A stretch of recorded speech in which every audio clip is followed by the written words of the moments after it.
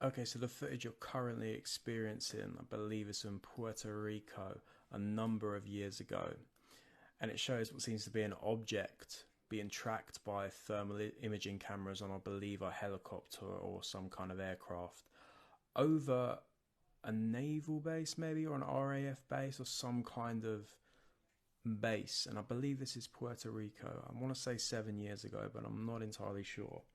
And as you can see, this object, this black disc dot, and there's this tech that's trying to lock onto it, and they can't lock onto it.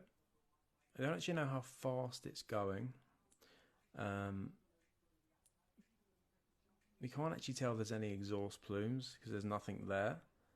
There's no rotors or propellers or anything like that. And I don't know how high it is either, but it seems to be.